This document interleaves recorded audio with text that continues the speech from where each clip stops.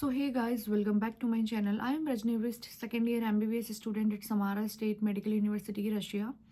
So आज ये video मैं बहुत एक लेटेस्ट अपडेट पे लेकर आई हूँ. लेटेस्ट यानी 2 दिन पहले ये एनएमसी ने एडवाइजरी जारी की है कि क्या एनएमसी ने ऐसे रूल्स निकाले हैं फॉर नीट 2025 और क्या इस रूल के तहत MBBS अब्रॉड की डिग्री जो है वो आपकी क्वालिफाई मानी जाएगी यानी वैलिड मानी जाएगी कि नहीं मानी जाएगी इंडिया में. तो आज इस वीडियो में हम यही सब डिस्कस करने वाले हैं कि जो एनएमसी की नई एडवाइजरी जारी हुई है उन्होंने उस पर क्या क्या चीज़ें मेंशन की है. ये वीडियो बहुत ज़्यादा इंपॉर्टेंट होने वाला है for all the NEET aspirants of 2025 या उसके बाद के जितने भी स्टूडेंट्स हैं जो प्लान कर रहे हैं MBBS अब्रॉड का. Please make sure to watch this video till the end ताकि फ्यूचर में अगर आप कोई डिसीज़न लेना चाहते हो या लेने वाले हो तो पहले आप अलर्ट हो जाओ.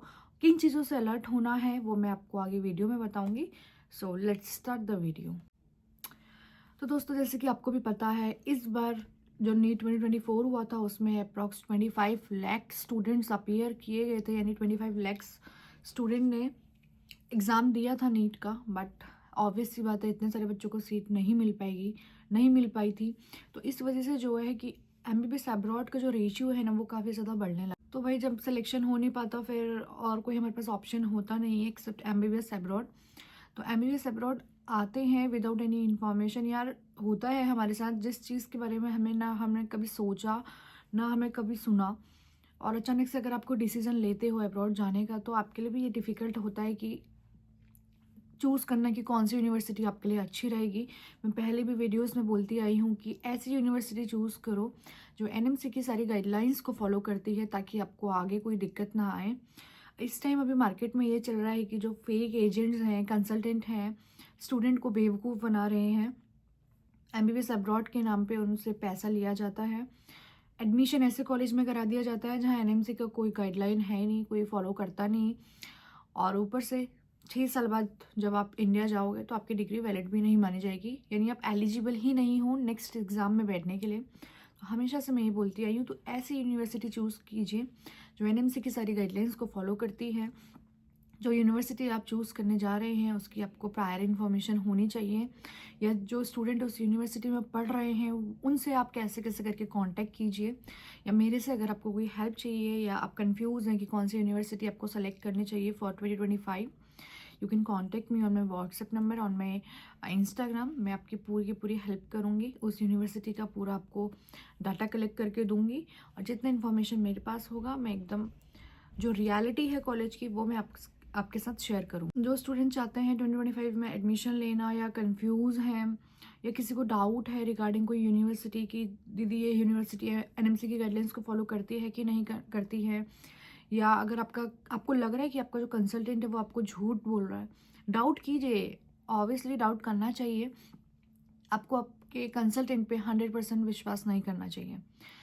वो जो चीज़ें बोल रहे हैं उनको आप देखिए और सर्च कीजिए क्या जो चीज़ें ये बोल रहा है वो सच है. तो अगर आपको ज़रा सा भी कहीं डाउट है कि आपका कंसल्टेंट आपको झूठ बोल रहा है किसी भी कॉलेज के रिगार्डिंग तो आप मेरे से कांटेक्ट कर सकते हैं. मैं आपकी हेल्प करूँगी आपको सही इन्फॉर्मेशन देके. ठीक है. तो यार मार्केट में इतने सारे जो हैं ये फ्रॉड्स वगैरह कर रहे हैं कंपनी बच्चों के साथ. ठीक है. तो इसी सब चीज़ों को लेके जो है एनएमसी ने नई गाइडलाइंस जारी की हैं ताकि बच्चे जो है अलर्ट रहें. जो फेक चीज़ें हो रही हैं मार्केट में इसीलिए ही नई एडवाइजरी जारी की गई है. तो स्टार्ट करते हैं कि नई एडवाइजरी में एनएमसी ने क्या बोला गया है. एनएमसी ने अपने सीधे सीधे साफ शब्दों में ये बोला है take admission in only that university जो FMGL रेगुलेशन 2021 को फॉलो करती है. यानी 18 नवंबर 2021 को एक रेगुलेशन पास हुआ था. FMGL रेगुलेशन हम इसको बोलते हैं. जो यूनिवर्सिटी आपके सारे रूल्स फॉलो करती है उसी यूनिवर्सिटी में आपको एडमिशन लेना है. उसी यूनिवर्सिटी की जो आपकी डिग्री है वो इंडिया में वैलिड मानी जाएगी. वैलिड इन द सेंस कि आप एलिजिबल हो जाओगे for giving your next exam. अब काफ़ी स्टूडेंट्स को यहाँ पे पता नहीं होगा कि FMGL क्या चीज़ है. तो FMGL रेगुलेशन यहाँ पे फॉरेन मेडिकल ग्रेजुएट लाइसेंसिंग है जिसका मतलब ये होता है कि क्या क्या पॉइंट्स उसकी यूनिवर्सिटी में होने चाहिए या ऐसे कौन कौन से रूल्स हैं जो आपको आपकी डिग्री जो है इंडिया में आके वैलिड कराएगी, यानी आपके वो जो है एलिजिबल हो गए आप नेक्स्ट में बैठने के लिए। तो वो कौन कौन से पॉइंट्स हैं, वही सारी चीज़ें जो हैं एफएमजीएल रेगुलेशन के अंदर आती हैं। तो वो कौन कौन से पॉइंट्स हैं मैं आपको फिर से बता देती हूँ। ये सारी चीज़ें मैंने आपको पहली वीडियो में बहुत बहुत बार बताया हुआ है, यहाँ पे भी मैं आपको एक बार इलैबोरेट कर देती हूँ। फर्स्ट पॉइंट है वो ये है कि आप कोई भी कंट्री में जाओ या कोई भी कंट्री के कोई भी कॉलेज में जाओ, चाहे रशिया आओ, चाहे चाइना जाओ, चाहे जो भी कंट्री आपको जाना है, बस आपका जो कॉलेज है वो आपको 54 मंथ्स की स्टडी प्रोवाइड करे, प्लस 12 मंथ्स की आपको इंटर्नशिप करानी ही चाहिए। अगर ये दोनों चीज़ें आपके कॉलेज में हो रही हैं, then you are eligible for your next exam, यानी आपकी जो डिग्री है वो इंडिया में वैलिड मानी जाएगी। अगर हम इसको सम अप करें तो इट मीन्स कि आपका जो एमबीबीएस का कोर्स है वो 66 मंथ्स का होना चाहिए।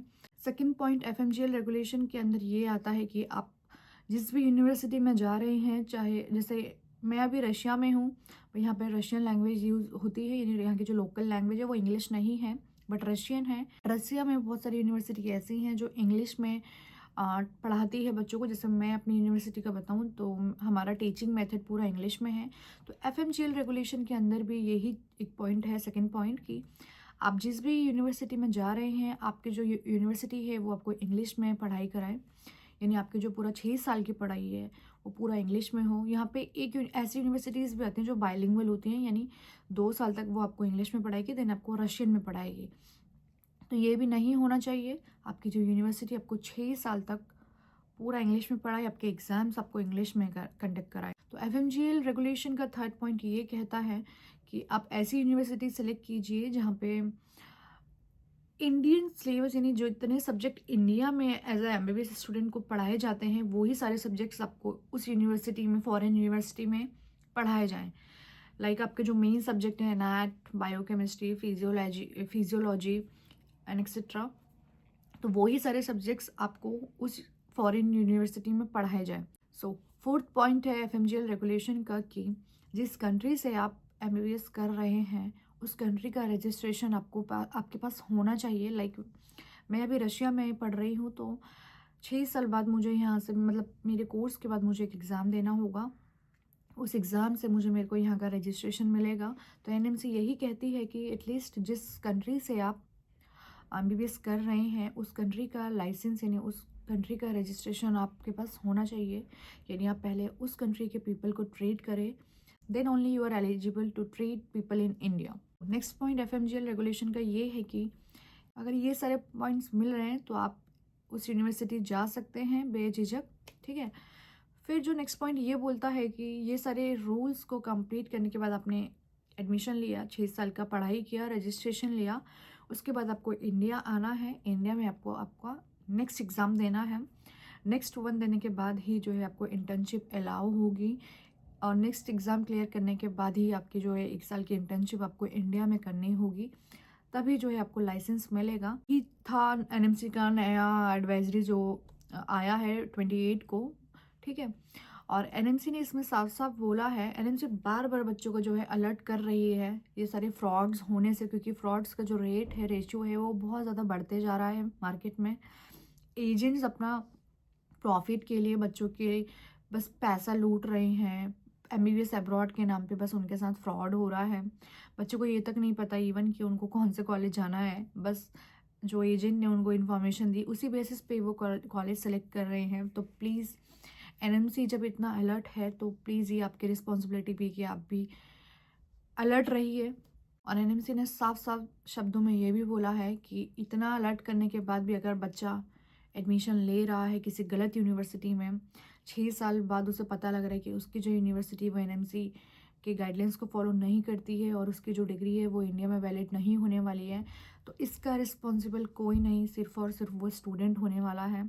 ना एनएमसी इसका रिस्पॉन्सिबल है, ना कोई आपका एजेंट, ना कोई आपके पेरेंट्स, सिर्फ आप इसके रिस्पॉन्सिबल हो, ठीक है। तो ये स्टेप बहुत बड़ा स्टेप है कि जहाँ आप अपने नेक्स्ट 6 साल इन्वेस्ट करने वाले हो, अपना पूरा फ्यूचर आप इन्वेस्ट करने वाले हो। तो आप ये वाला स्टेप जो है बहुत सोच के, बहुत समझ के लीजिए, किसी की बातों में नहीं आना है, कोई आपको कुछ भी बोले, क्योंकि बहुत ज़्यादा फ्रॉड्स बढ़ रहा है। एनएमसी इतना ज़्यादा अलर्ट इसीलिए कर रही है क्योंकि उनके पास खबरें जा रही है ये सारे फ्रॉड्स को लेके, ठीक है।